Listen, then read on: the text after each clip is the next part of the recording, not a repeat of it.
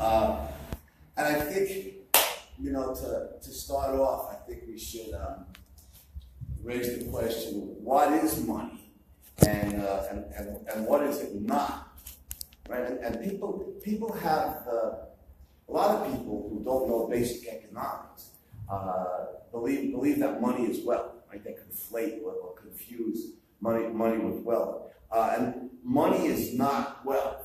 Right? That's a principle of Econ 101. Money is not wealth. Goods and services are wealth. Right? Food is wealth. Housing is wealth. Medical care is wealth. I'll tell you what's wealth. I'm from the New York area, but I'm teaching in Bulgaria this year. So wealth is being able to hop on a Lufthansa flight in Sofia, 2 hours later in Munich, get on a big bird across the pond and be in New York City in 8 hours. That's wealth, right? The ability to travel the world, to have enough food, to have the goods and services that human life requires. So money is not wealth. What is it? What is money? Money is a tool to facilitate the exchange of goods and services. It obviates or removes the necessity for a primitive barter economy. For example, so I'm a philosophy professor. Let's say I need food, so I go to the supermarket and I fill up my shopping cart with various foodstuffs, and the employees or the owner of the grocery store or the supermarket says, "Okay, how are you going to pay for the food?" And I said, "Well, I'll teach you philosophy." What do you think? I don't have any interest in philosophy. I said, "What about your kids?" He said, "I don't have any kids." A barter economy is primitive. But of course, when we have money, I can get paid for teaching philosophy with money, and then exchange it at the grocery store for food. So money is what money is a means to facilitate the exchange of goods and services. That's exactly what money is. And actually, one more thing. Notice that in facilitating the good, making the exchange of goods and services easier, much easier, vastly easier, money thereby encourages the production of goods and services, right? Because if the apple grower can grow apples and then trade them for dental services for his children, rent for an apartment, etc., he can get more wealth. The more apples he grows and sells, the more wealth he can gain for himself and his family. He's thereby motivated to grow more apples, to produce more wealth. So, in facilitating the exchange of goods and services, money thereby promotes the production of goods and services. Now, notice of course, that wealth must be produced. We don't live in a Garden of Eden where all of the necessities of our life are provided, right? The buildings that we live in, I don't think this building grew on a bush, like a berry. It has to be built. For the most part, the food that we eat, we don't find ready-made in nature. We have to cultivate the lands and grow the crops and domesticate the livestock. That we had some delicious kielbasa last. That's the real reason I come to Poland is to eat, not to lecture, just pay for the food. And some poor animal, of course, had to be butchered to provide that meat, but we need protein. So we need to domesticate the livestock, the pigs, the cattle, etc. For meat, and we need to cultivate the land and grow crops. All these things have to be produced. And notice, by the way, I don't want to give short shrift to intellectual wealth. to intellectual wealth, whether it's a great novel or film or a beautiful piece of music or a scientific theory or a philosophic theory. All of these, all intellectual wealth, ideas and theories and works of art, they also need to be produced by human effort. Now, I think a philosophic question here is by what means, what's the fundamental means by which human beings create wealth, create the goods and services that human life depends on. And here I think Ayn Rand, in her brilliant novel Atlas Shrugged, has given us the answer. Let me ask you guys, anybody here read any of Ayn Rand's books? Sure. Oh, okay, good. Anybody read Atlas Shrugged? Yeah. Oh, excellent. For those of you who haven't, if you haven't read, I think The Fountainhead and Atlas Shrugged are the two greatest novels in the history of world literature. And I will stand by that judgment until the day I die. But if you haven't read The Fountainhead and Atlas Shrugged yet, those two books, in a way I envy you, because you have the chance to have the unrepeatable intellectual and emotional experience of reading Ayn Rand's great novels for the first time. So good for you. Summer vacation's coming, you have time, good for you. Now, in Atlas Shrugged, we can't discuss the literary genius of the book, it's beyond the scope of this lecture. But the theme, the philosophic theme of the novel, in two parts. One, that this rational intelligence, the reasoning mind, this is the fundamental means by which human beings create the values upon which our lives depend. The reasoning mind. So that part of the theme of Atlas Shrugged is that every value human life depends on is a product of human intelligence. So food, for example, has to be grown, and of course, that to grow enough food to feed a human population of 7 billion people requires advances in agricultural science and agricultural technology, right, which depend on the mind. The buildings that we live in have to be designed and constructed, requiring first, foremost, and always knowledge of architecture, of engineering, of mathematics, which requires the mind. Medicines to cure and or treat diseases have to be researched and developed, which requires knowledge, of biological science, which requires the mind. I could go on and on, but you get the idea. The goods and services, what Ayn Rand refers to as values, the values that human life depend on are fundamentally created by the mind. By the way, let me. I see you yawning in the back. Is the material that boring? I'll have to liven it up a little bit. Do a little song and dance, maybe. All right. Let me give you some wisdom from one of my graduate professors who used to say, to really understand the philosopher, we need to know who his, in this case her, philosophic enemies are.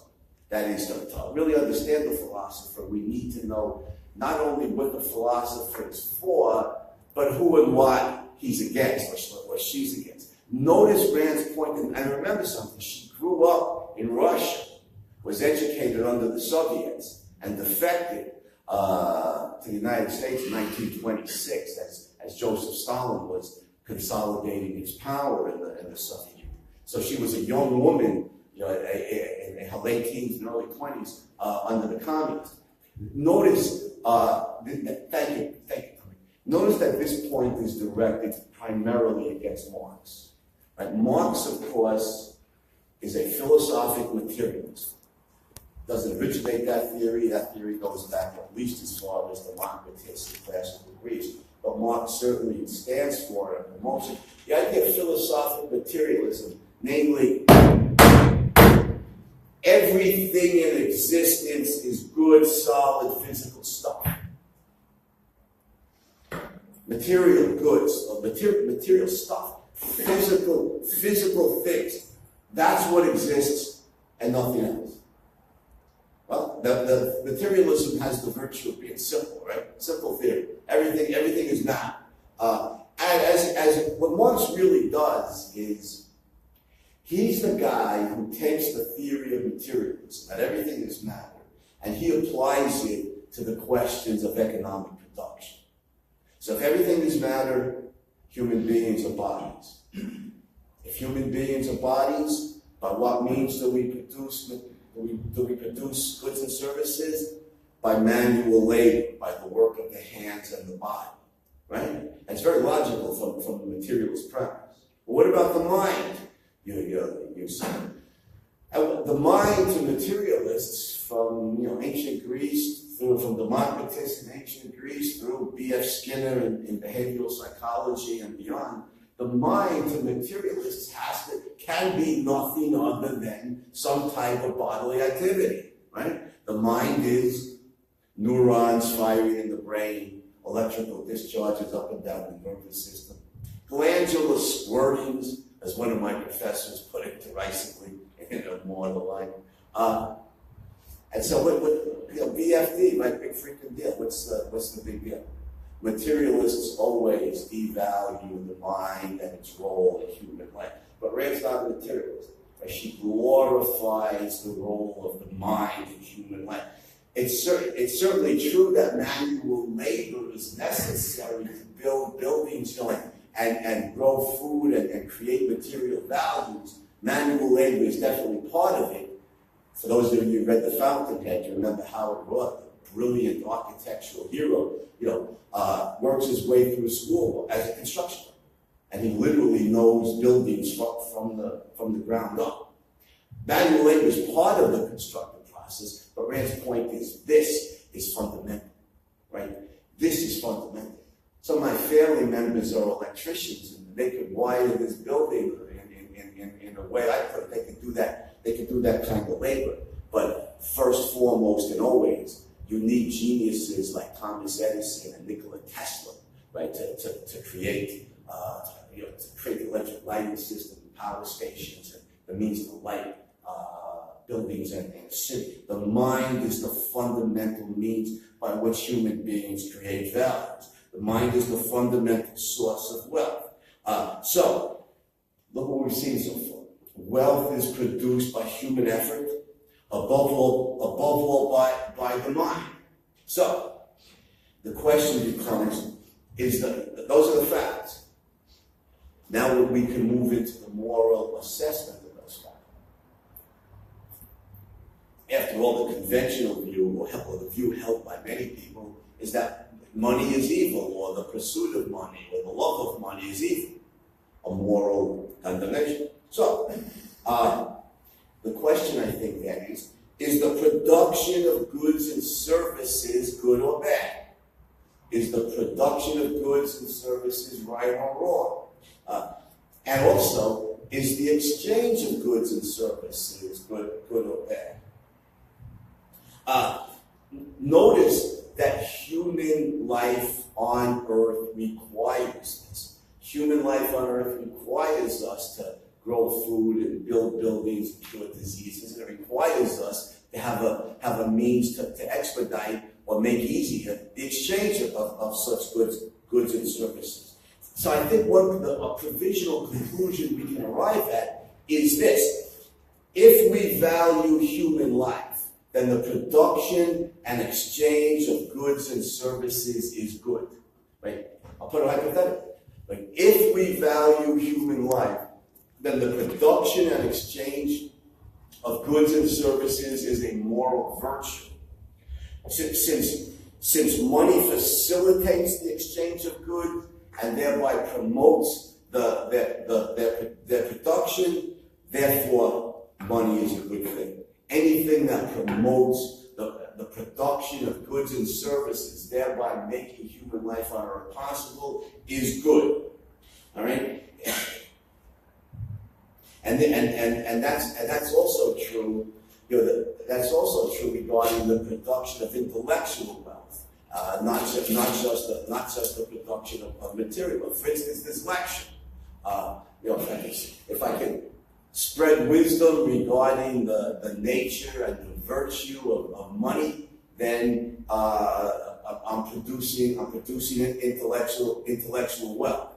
So I think we can say this: the productive. I notice I'm going to italicize productive. The productive pursuit of money is good. The productive pursuit of money is good. If I want to make a lot of money, which I do, I think I just went into the wrong profession, right, as a philosopher. But if I want to make a lot of money, I think make money means create wealth, create goods and services. It doesn't mean steal. It means earn a great deal of money by productive ability and productive work.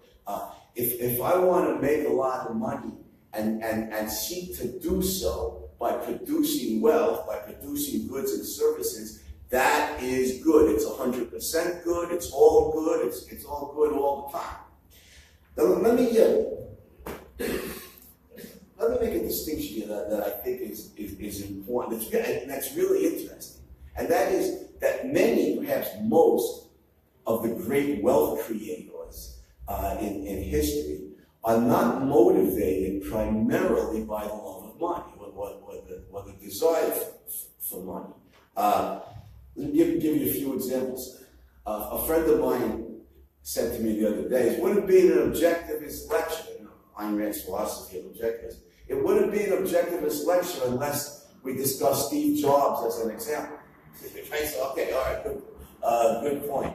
Now, Steve Jobs is a brilliant example of a wealth creator.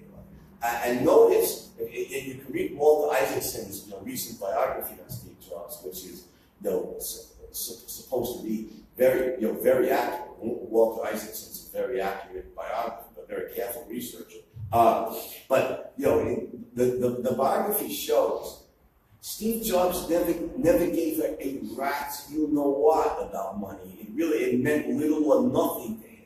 What motivated him, what drove him, was his belief that a computer is like a work of art. It's got to be thought of and dealt with like a work of art, and it's got to be perfectly. It's got to be aesthetically. It's got to be perfect. It's got to be aesthetically perfect. For those of you who read The Fountainhead, you remember the hero, Howard Roark, you remember his great line on this. I don't remember the exact wording, but still, to excel at something, the idea is this: to excel at something, we must love the doing. To excel at something, we must love the doing. And Howard Roark loved architecture. He was passionate about it. He loved the creative work of architecture. Did he want to make money? Absolutely. But that was a secondary concern. The love of the work, the love of the creative work, was the primary focus. And this is generally the case with great wealth creators. Take another example: Thomas Edison, the greatest inventor in human history. He invented the phonograph, the incandescent electric light, power station to light New York City, and eventually the world. Edison wanted to make money. You can read Matthew Josephson's biography of that. It's very good. Edison wanted to make money. He deliberately tailored his inventions to commercialize them. He wanted to make money. And yet, again, it's a secondary motive. They say he worked 18 hours a day for years. Again, it's the love of the work. It's the love of the inventive work that's the primary motivation. And I think we can multiply these kinds of examples many times. So I think the explanatory principle is this. And this is certainly true in the creation of intellectual wealth. Ayn Rand wrote these brilliant novels. She created, I think she revolutionized the field of philosophy with her creation of the philosophy of objectivism. She wanted to make money. She did make money. But again, that's a secondary motive. It's the love of the work, the love of the doing. That's how it puts it. That is the primary motive. So, but I think we could say this: making money is a positive and life-enhancing secondary motivation for the great wealth creators. The primary motivation is the love of the work, the love of the creativity. But still, it's a very positive and life-promoting secondary motivation to make money. So money is good. It's all good. It's only good. It's everything about it is good. And the idea that it's evil, never mind the root of all evil, is just flat out mistake. Now let me bring in a wrinkle here. Some people will tell me at this point, in the discussion, well, I'm not against money or the pursuit of money or the love of money. I'm only opposed to the pursuit of excessive amounts of money. I think people shouldn't be pursue or seek excessive amounts of money. Now, one response to that claim is, how much is excessive? How do we define excessive? How do we understand it? If somebody's living on $2,000 a year in a communist country, is the desire for $3,000 excessive? Well, maybe the Marxists it is, since everybody should be equal, right? How much is excessive? $50,000 a year, $100,000, $1 million, $10 million, a billion? How much is excessive? You see, anybody's answer to that is arbitrary. There's no way to point to some facts of reality and say, well, $5 million is good, but $5 million in one, that's excessive, or $10 million. It's a completely arbitrary and subjective judgment at that point. It's not grounded in any facts. It's not grounded in anything objective. My claim is this.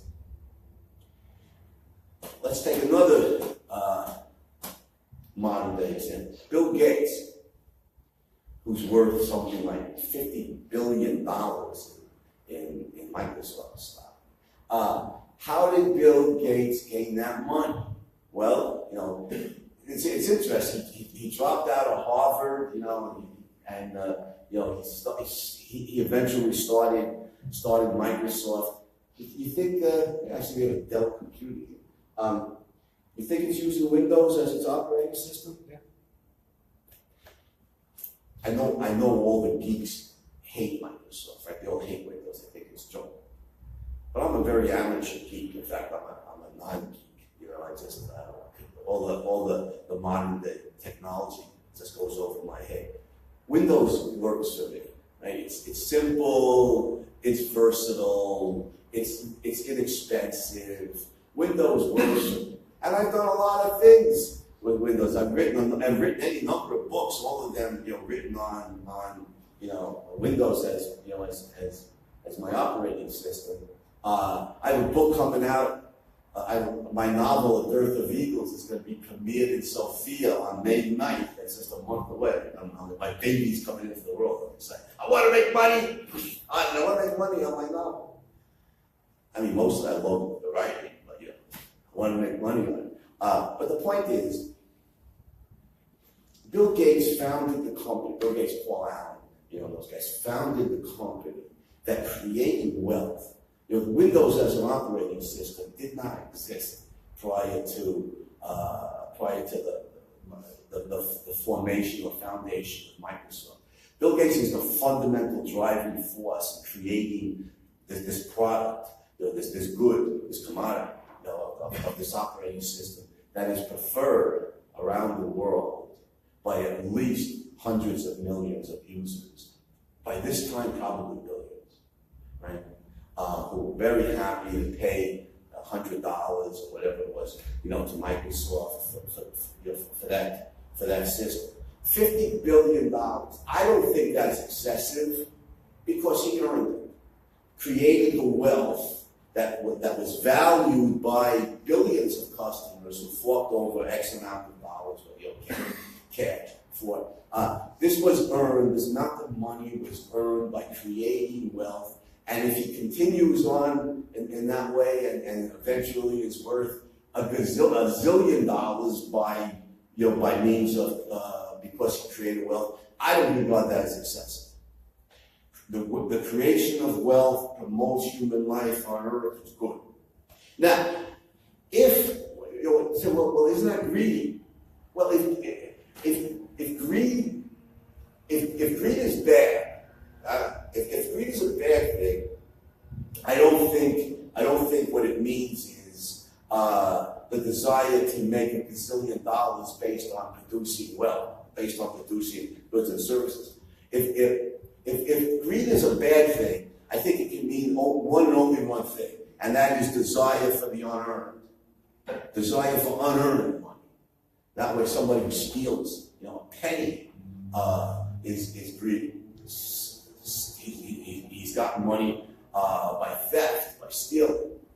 Where somebody who produced, $500 billion worth of software, and it was worth $500 billion, which is about 10 times what Bill Gates is doing, by productivity, by producing wealth, is good, and it's not greed.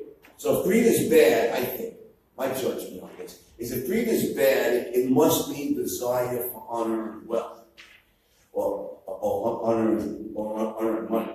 But the production of wealth and selling it for money in any amount is good. So, where comes the idea that money is bad? Where does this come from? I mean, for anybody who values human life on earth knows we need to produce wealth, and we know that money is an invaluable means of promoting the exchange of goods and services. Where comes this idea that money is bad? And what's really interesting is, on the one hand, people will say, money is the root of all evil, money is a bad thing, or the love of money is a bad thing. But on the other hand, they all know they have to make money. They all know they have to make money because it's a means of exchanging goods and services, and they need to pay the mortgage on their house, or they need to pay the rent on their apartments. Where does this idea come from? And I think it comes from the field of philosophy, and there's two major sources. Plato and Christianity is one historic source of animosity towards money, and then there's modern philosophy, primarily from Germany, Kant, Hegel, and of course Marx. So let's take these one at a time. What intellectual historians refer to as the Platonic Christian school of philosophy. Now, if you know the history of philosophy, you'll know that Plato, the Greek philosopher, holds the theory that's known as soul-body conflict, or the soul-body split. That human beings are a metaphysical biped. That is, we're made up of two parts. The soul, which is non-material from a higher dimension of reality, and then the body, which is material and is very much of this earth. And the soul is considered more valuable than the body, and the body is low and base and ignoble. And Plato disdains, or at the very least, is suspicious of bodily activity, and endorses the life of the mind or the life of the soul. Remember Plato's famous definition of human beings, of human nature, that quote, "Man is a soul imprisoned within a body," unquote. That's from the Phaedo, Plato's dialogue, the Phaedo. Man is a soul imprisoned within a body. Now, there's several ideas that are striking. One is the idea that fundamentally we're a soul, fundamentally we're a spiritual But two, also related to that, the body is construed as a prison, from which the soul, would seek to escape. Indeed, in the same dialogue in the Phaedo, Plato tells us, quote, the true philosopher yearns for death. I must not be a true philosopher in that case. I'm not yearning for death. The true philosopher yearns for death, meaning, of course, that if I've lived a pure life on earth, my soul could ascend above this world to a superior world beyond, where the soul, unimpeded and unhindered by bodily desires, can now gain the wisdom and the enlightenment that the soul seeks. But the soul and the body in the Platonic school, they clash. The body wants gratification of its urges and desires, whereas the soul wants to escape from the body and ascend to a higher dimension. Now, Plato, of course, dies in 347 BC, and that's centuries before Jesus. But notice, centuries later, Plato becomes the patron Greek philosopher of the Catholic Church through St. Augustine, the great Catholic philosopher. What were Augustine's dates? 354 to 430 AD. So it's roughly 700 years after Plato. What do they say in the history of philosophy? That St. Augustine basically baptized Plato, and St. Thomas Aquinas baptized Aristotle. Well, that comes much later. Thomas Aquinas is 13th century. But yeah, Augustine is a serious scholar of Plato, and he's the first great philosopher of the Catholic Church, and he integrates Platonic philosophy with Christian faith, with Christian belief, and the two are very they're congruent, because they both hold that dualistic metaphysics, that world, that the universe is sundered into two parts. There's the material realm and there's the spiritual realm. And of course, human beings have a foot in each part, with a bodily being and also a spiritual being. But the point, of course, is the soul body split, the soul body conflict, the idea that the soul is pure and the body is low, of course, leads to scorn for bodily activities, including making money.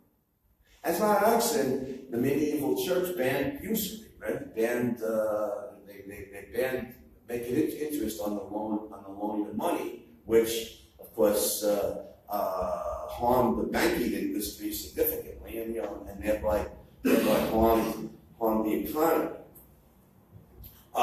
So money making then is often regarded as greedy on the Platonic Christian code. And notice on this philosophy, it's somebody like Mother Teresa, not Bill Gates, who's regarded as a saint.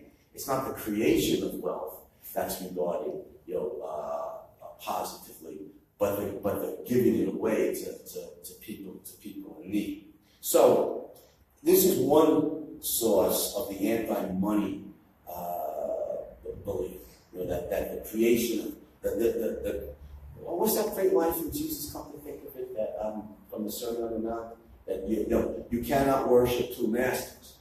Either you worship God or you worship Mammon, right? You cannot serve two masters. Either you worship God or you worship Mammon. Who's Mammon, by the way? And Mammon was a pagan god of wealth. Mammon was in the polytheist religion code, like the Olympian code of the Greeks. To the pagans, to the polytheists, Mammon was the god of wealth. In the Judeo-Christian theology, Mammon becomes a demon. It becomes a henchman of Satan. So you see what Jesus is saying there in the Sermon on the Mount, that either we worship God or we worship wealth. And you want to, people seem pretty cold. You want to close the window? That's okay. I like it cruel. Yes, I mean, it's like being back in New York. You get the sirens, you know, the city that never sleeps. Those aren't the cops, those ambulances? What Those cars. Please. Oh, I got a major drug bust in Warsaw. Drugs just supply and demand. But anyhow, in the modern world, over the last 200 years, the primary source of the anti-money, anti-wealth mentality, of course, comes from Marx and the socialists. Notice, by the way, Marx is a German philosopher. What are Marx's dates? 1818 to 1883. He's born in Germany, he's raised in Germany, he's educated in Germany, he gets a PhD in philosophy. Some people seem to think Marx was an economist. He wasn't. He's a philosopher. He's got a PhD in philosophy from one of the German universities, and he's immersed in modern mainstream German philosophy. It's interesting, Marx himself was not mainstream. He was a pariah, he was an outcast. Right? He didn't want to teach in the universities. He wanted to get up on the barricades, tear down the capitalist system, and change the world. Was that famous line from Theses on Feuerbach? And if I don't like much about German culture, I love the language. Right? Look at the names. Ludwig Feuerbach. Right? You know, you love the German names? Johann Wolfgang von Goethe. Love the name. But anyway, what Marx's famous line from Theses on Feuerbach is, previous philosophers have been concerned to understand the world. The point, rather, is to change it. And Marx means, social activism, political change. He scorns any type of university job. He's a political activist. He's exiled from Germany, he's exiled from Belgium, he's exiled from France. He finally finds home in Britain, with his greater degree of individual rights, freedom of speech, freedom of intellectual expression. That's where he lives most of his adult life. Nevertheless, although Marx himself is not mainstream German philosophy, he's enormously influenced by those who are.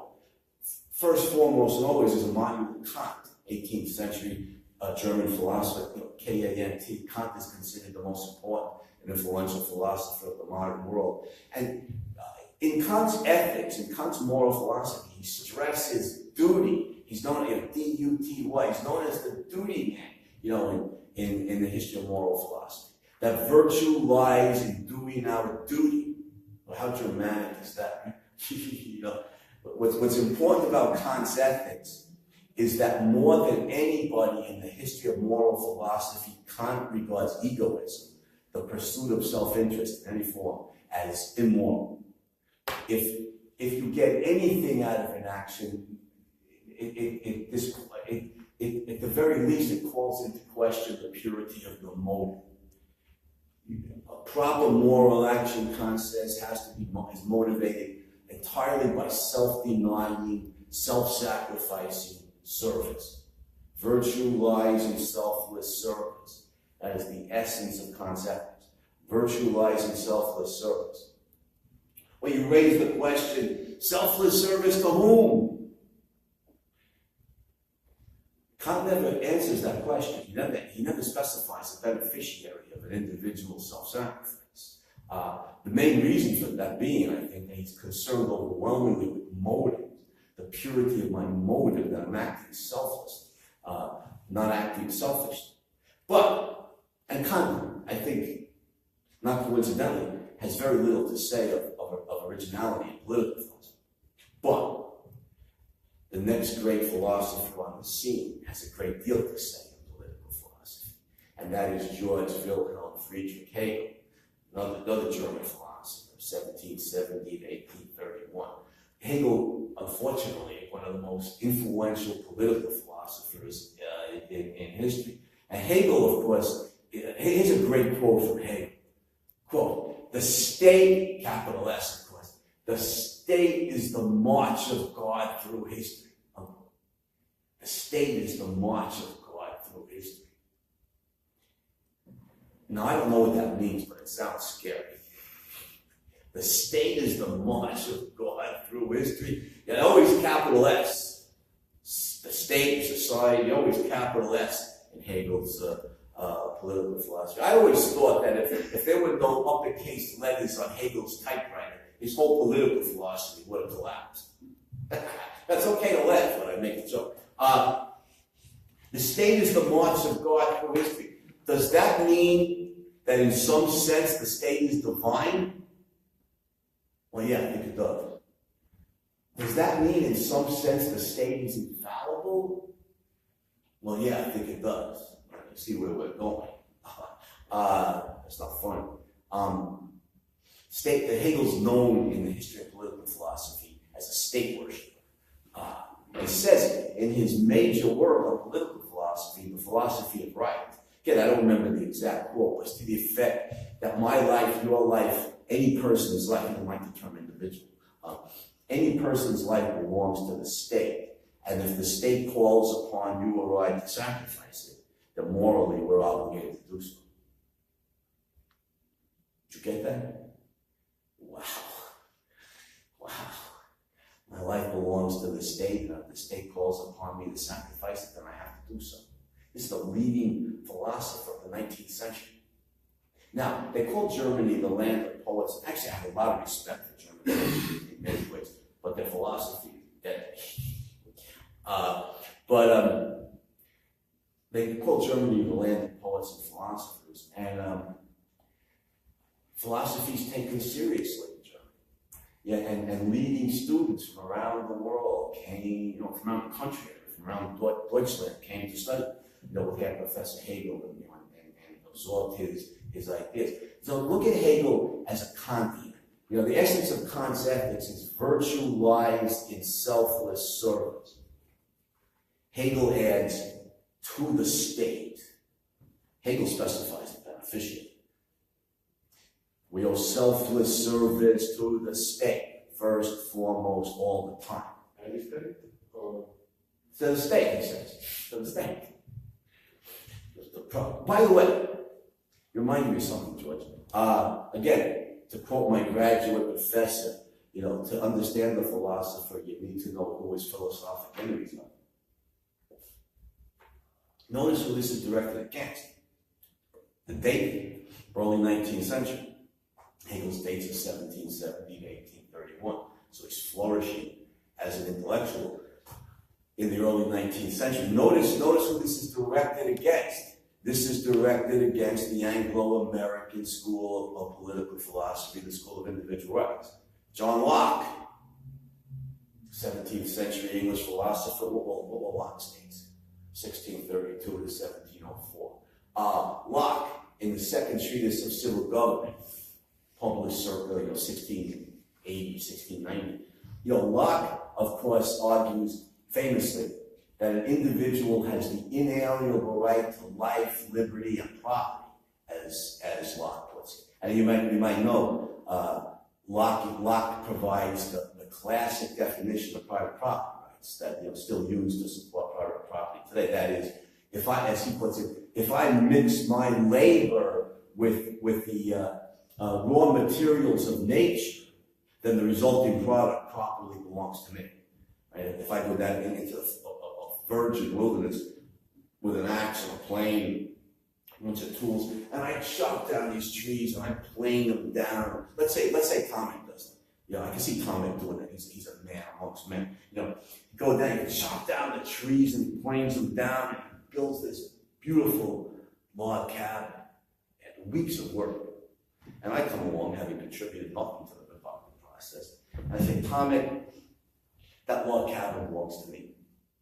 And Tomek's back is aching. What did you do? I chopped down those trees. My hands are all calloused and everything. I put the effort into it. It belonged. You didn't do squat, Bernstein. You have no claim on this. I said, Tomek, nevertheless, that log cabin is mine. I'm going to expropriate it. But anyhow, on Locke's theory, of course, Tomek mixed his labor with the raw materials of nature and the resulting product of his.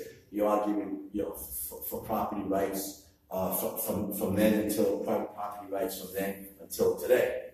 Now, Locke, notice again, Locke argues that the individual has inalienable rights. It's inalienable, meaning built into us by our very nature of being human beings, that cannot be divorced from us or taken away.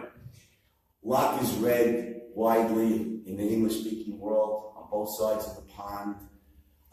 In North America, Locke students, Benjamin Franklin, Thomas Jefferson, James Madison, people like that. Notice Jefferson in the Declaration of Independence some 80-odd years later, paraphrasing Locke, when Jefferson argues that an individual has the inalienable right to life, liberty, and the pursuit of happiness. So you combine those two formulations, and individuals have the inalienable right to life, liberty, property, and the pursuit of happiness. This is the theory of individual rights, or was known as the rights of man during the 18th century Enlightenment.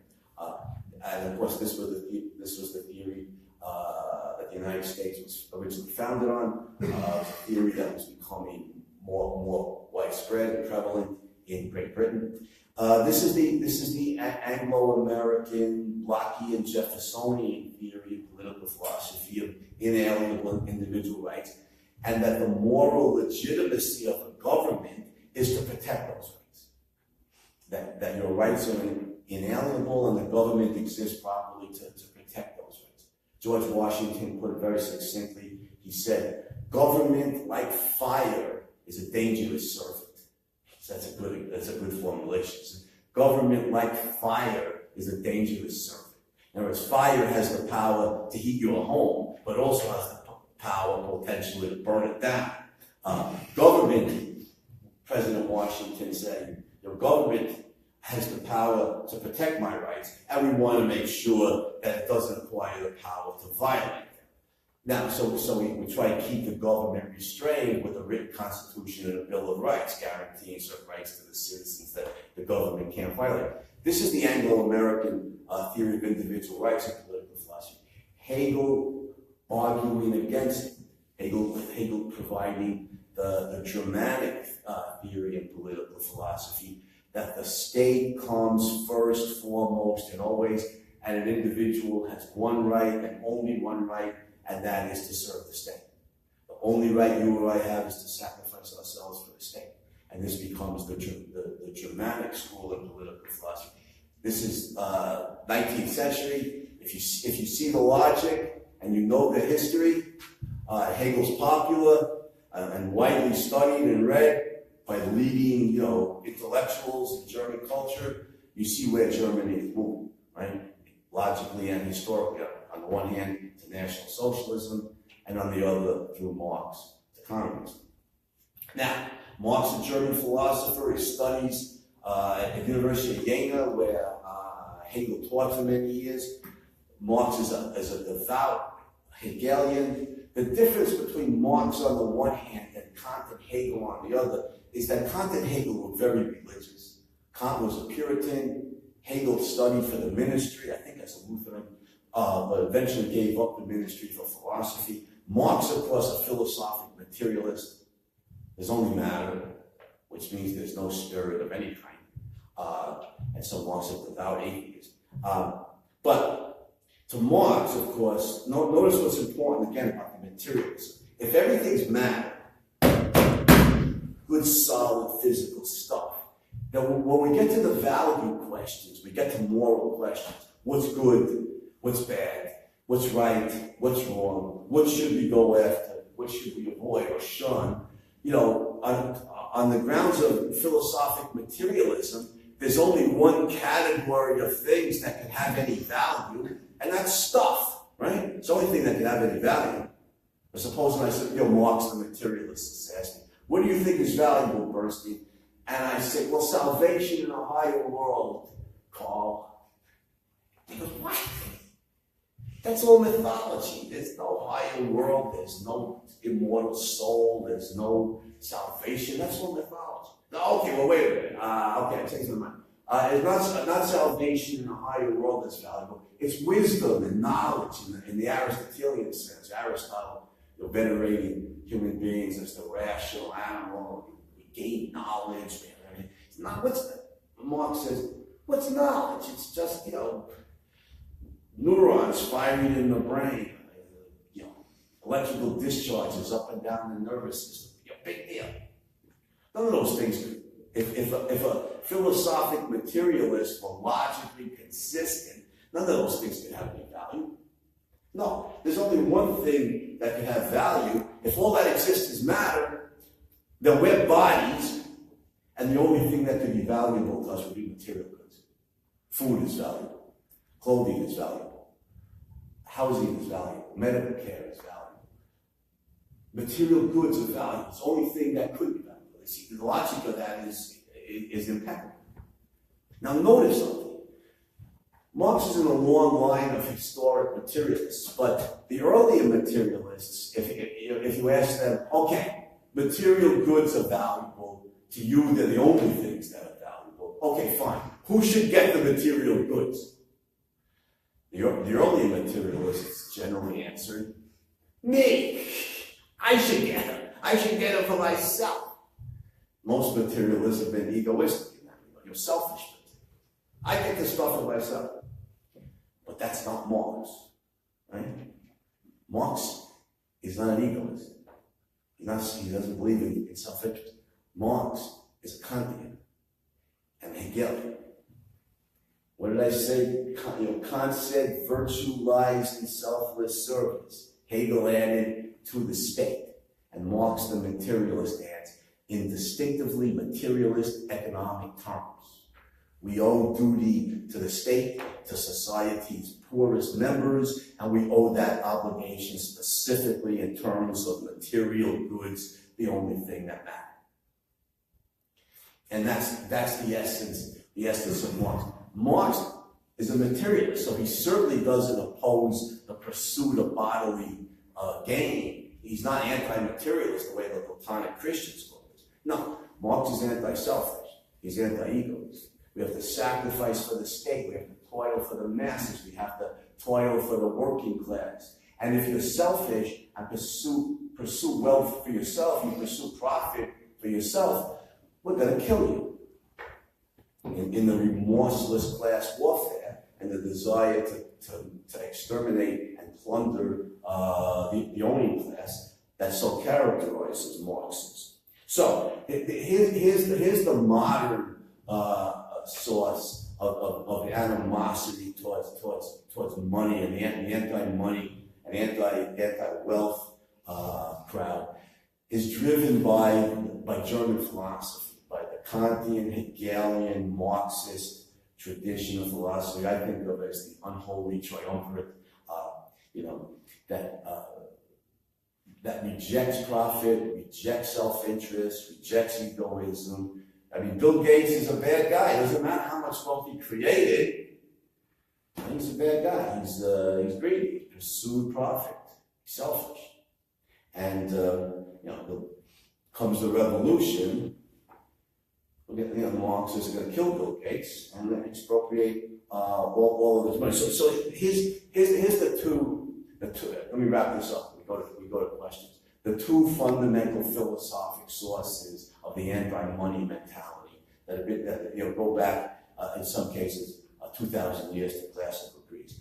The soul-body split of the Platonic Christian school that venerates the soul and debases or degrades the body and bodily activity, including wealth seeking, is one source, and then the virulently anti-self-interest moral code that proceeds from German philosophy, from the what they call modernism, from the Kantian, Hegelian, Marxist school of philosophy in the modern world. So let me wrap it up on a positive note, and that is if we and most people value human life. They recognize human life as valuable. They want to see human beings.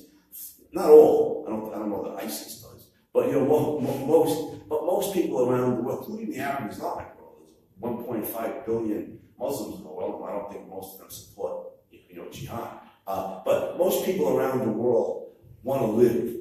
They value human life. Human life is valuable. They want to live. They want to live well. They want prosperity. They want to engage in production and voluntary exchange. They want to prosper. And so I think what we need to do in that case is recognize what Ayn Rand is showing us in Atlas Shrugged, that the mind is the the fundamental source of creating the goods and services, the values that human life requires. The mind, of course, needs freedom, it needs liberty, it needs a theory of individual rights so that the free-thinking, creative mind can flourish. It doesn't have to gain permission from state or church to create new ideas, new theories, new technologies, etc. And we liberate the mind. We proceed to create vast amounts of material and intellectual wealth, and we recognize that wealth creation is good. Money as a means of exchanging wealth is good for all the reasons we gave, and that the anti-money crowd, the anti-money mentality, may or may not be the root of all evil, but the anti-money mentality is evil. It's opposed to human life. It makes human life much more difficult to earn. The pursuit of money is good, and the anti-money mentality is evil. Thank you.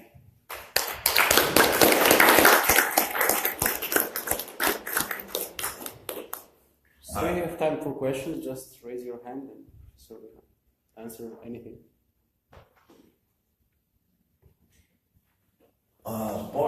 Bartek. Yeah. If according to objectivism there is no higher reality and everything is matter, then can, according to objectivism, free will exist? How does the free will exist? The so-called soul. What does make a person something more than a body, according to objectivism?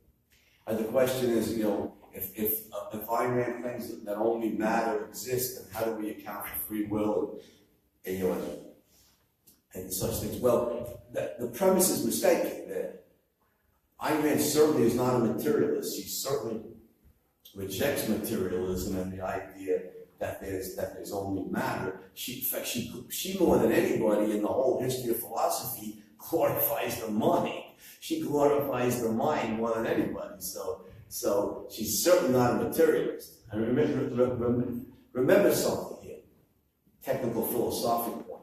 Materialism is a theory in metaphysics. It's a theory about the nature of the universe, about the nature of the world. And materialism claims everything is matter. So that what we call the mind is nothing but bodily activity.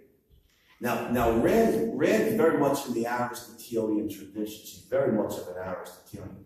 And Aristotle, of course, is one who famously defined human beings as the rational animal. And Ayn Rand, Aristotle and Ayn Rand glorified the mind and the creation of wisdom. And Rand, who's in the modern world, of course, glorifies the application of our ideas and knowledge to the material realm to create wealth. But the mind in the Aristotelian objectivist school is not reducible to matter. It exists. It's true that it exists only within a biological context. And when the body dies, the mind dies. So the mind is dependent on bodily activity, but it's not reducible to bodily activity. And the proof of that is introspect. Everybody knows what it means to introspect, right? Yeah. Focus mental attention on mental processes, and see if you find neurons firing in the brain, or if you find thoughts and emotions. And when I introspect, I don't know about you guys, when I introspect, I have a 14-year-old daughter at home, and I've been in Bulgaria most of the year. I miss her, and I feel, I miss her. I just feel a certain sadness, and today's Saturday, my ex-wife and I are divorced. Saturday was my day with Penny. We do all these fun things together. Today's Saturday, I'm not with her, I miss her. So I have this sense of pain. It's an emotion. I feel an emotion. I don't find neurons firing in the brain. Neurons firing in the brain, no doubt, make possible the emotion, but the emotion is clearly something different than the neurons. When I introspect, I find the emotion, not neurons. And if some neurobiologist, straps me to the table and examines, my brain, he's going to find brain activity. He's going to find neurons firing in the brain, not emotion. They're different. The theory here is a version of dualism. There's two things, mind, body. Not one thing, body. There's two things, mind, body. So, Rand is not a materialist. She doesn't argue that everything that exists is matter. So people will ask me at that point regarding your question, but well, what is the mind then? If it's not matter, it's not reducible to the brain. And you're not religious, you don't think the mind is an immortal soul that survives the body's death, and achieves salvation in the higher world. Then what is the mind? And the mind is, I think fundamentally, it's a cognitive activity. It's a function. It's a means of gaining knowledge. And somebody's not satisfied with that. But what is it? As if to exist, it had to be a thing. It had to be either a spiritual substance, like an immortal soul, or a bodily substance, like a material substance, like a body. And the mind's neither. Introspect. Look at the evidence. The mind is fundamentally a cognitive process. It's a function. It's an activity. It's not a thing. It's an activity by means of which human beings gain knowledge and experience emotion. So, Rand is definitely not materialist. And Atlas Shrugged, she glorifies the role of the mind in human life. That's the short answer. Yes?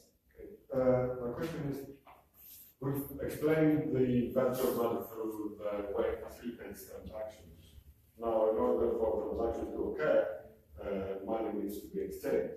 So, by that, if that is true, then does saving money instead of spending it, does that mean that saving money is evil, while spending it is good?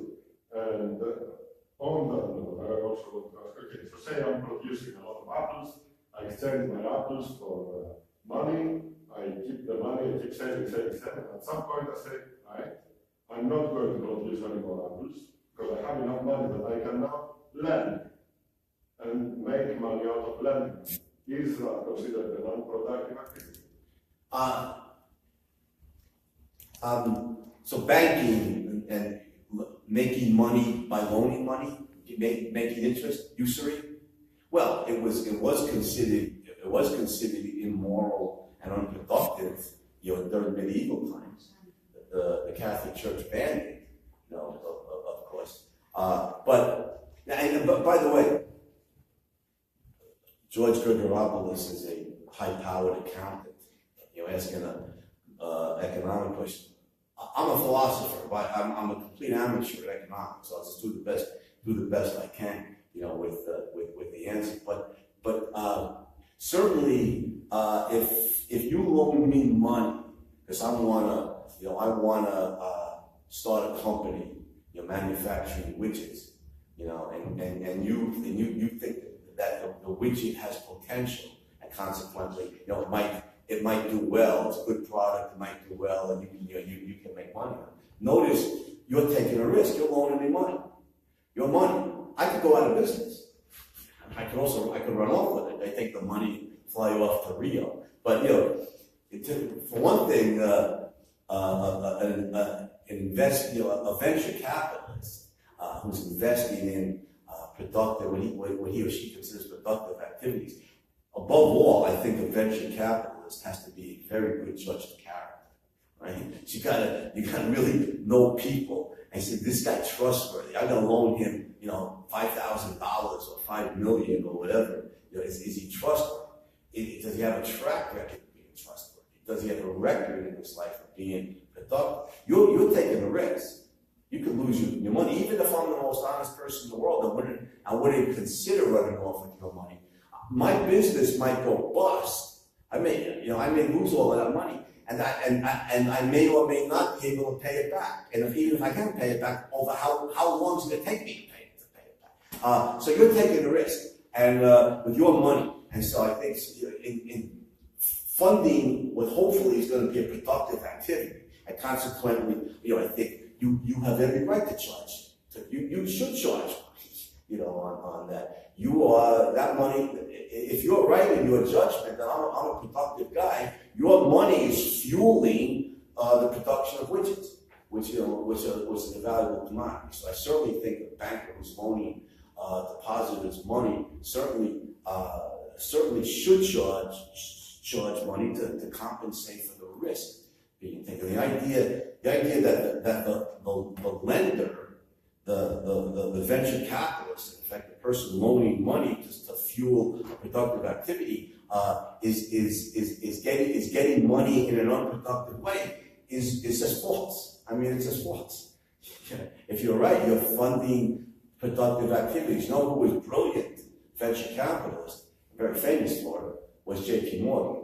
You know, the Wall Street financier turn of the 20th century, who amongst other productive ventures, partially funded Thomas Edison.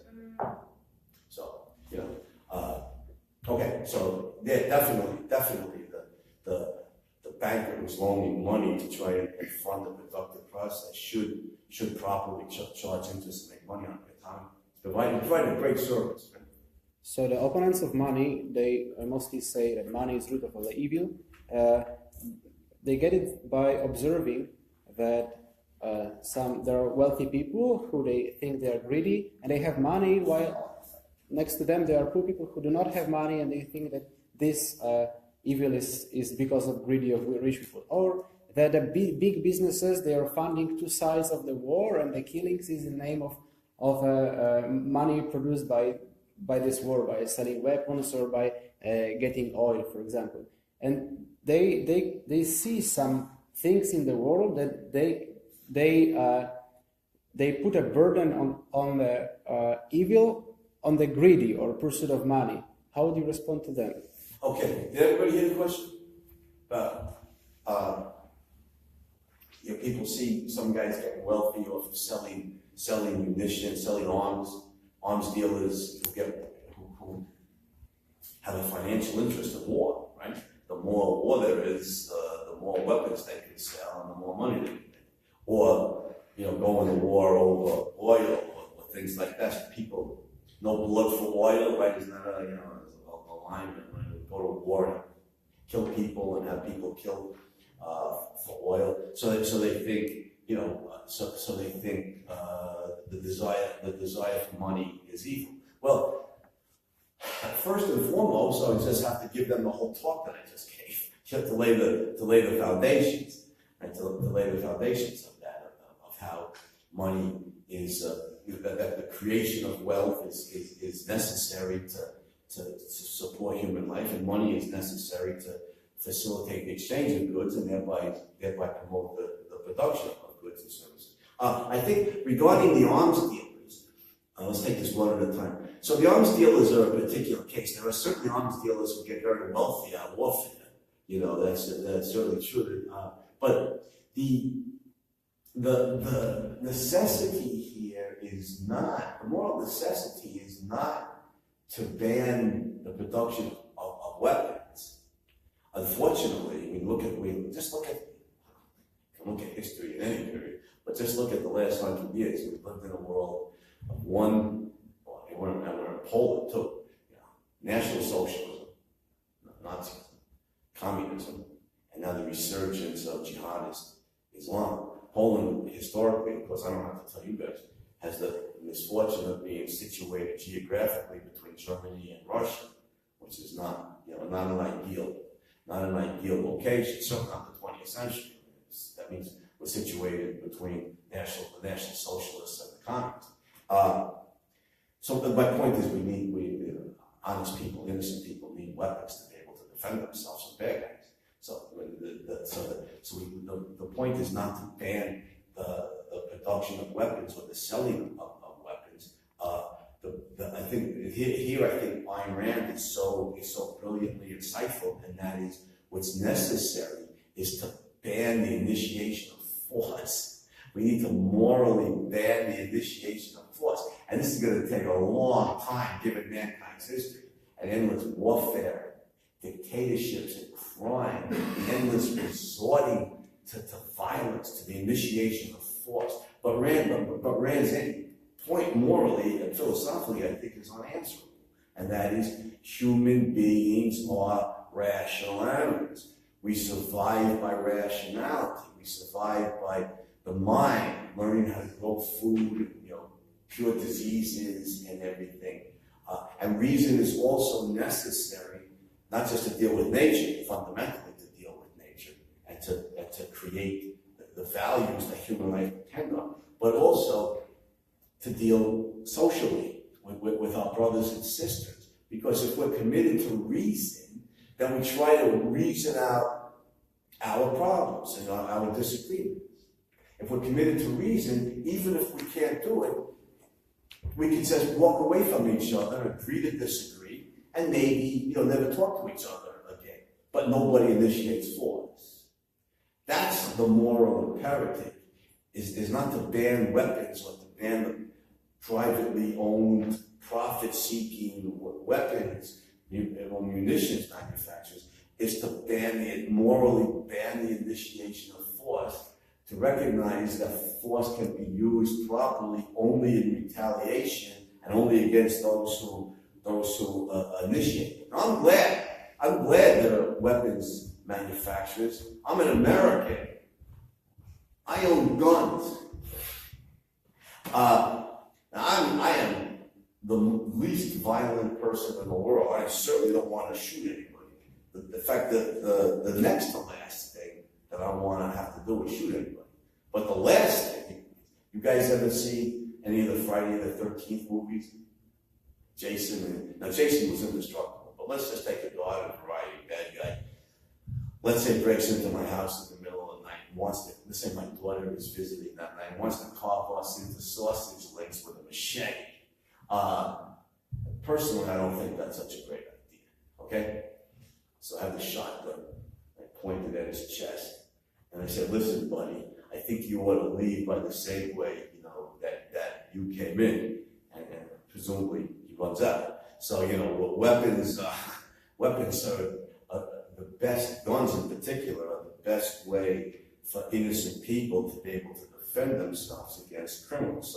So anyway, the point about weapons manufacturing is the moral imperative is to ban the initiation of force. If we do that, it would take a long time to educate mankind to this, but judging by history. But then we can eliminate dictatorship, then we can eliminate warfare, then we can eliminate crime, but it's a long process of moral training. The point is not to say the weapons manufacturers are evil. The point is that the initiation of force is evil. If the weapons manufacturers promote the initiation of force, then they're doing something evil. Not because they're manufacturing weapons or seeking money, but because they're promoting the initiation of force. Now, regarding oil, well, oil is a vital necessity of a modern economy.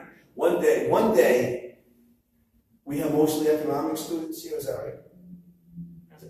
Okay. One day, mankind, just like they might learn the lesson that Ayn Rand is teaching us about man, the rational animal, needs to survive both in dealing with nature and in dealing with society by a rational process, and therefore force must be banned. One day, mankind might also learn Adam Smith's lesson, which goes back much further, right, to Wealth of Nations in 1776. Not to Atlas Shrugged, it was published in 1957. But, Adam Smith, who, by the way, was a professor of moral philosophy at the University of Glasgow. But Smith points out, rationally, unanswerably, that the way human beings gain wealth and prosper on this earth is, one, to produce, and then two, to engage in international free trade. Right? Jean-Baptiste said, produce, that's the whole thing. Now, I'm an amateur economist, but I think, I would add produce, trade. That's the whole thing. So we want oil, and let's say, the United States has vast energy resources, and all they need to do is repeal the environmental restrictions, and the United States can once again be a massive energy producer. But let's say, we got to get oil from Saudi Arabia, whatever. Well, notice, as far as the Americans go, you know, we produce massive amounts of food, such that we are probably the fattest people in history. I'm going to have some more kielbasa for dinner. You know. I think Americans are perfectly capable of trading food for oil, or computers for oil, or software for oil.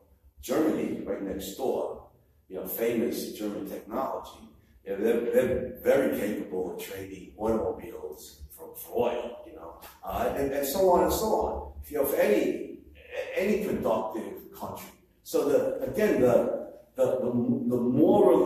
morally right thing is not to condemn the pursuit of oil, you know, which is the pursuit of commodities necessary for human well-being.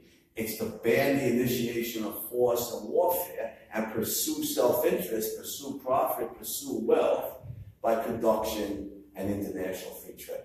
What a concept, right? And we all get wealthy. Smith was brilliant. I mean, he really was.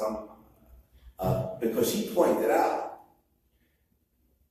it's getting 1776, that war and imperialism do not pay.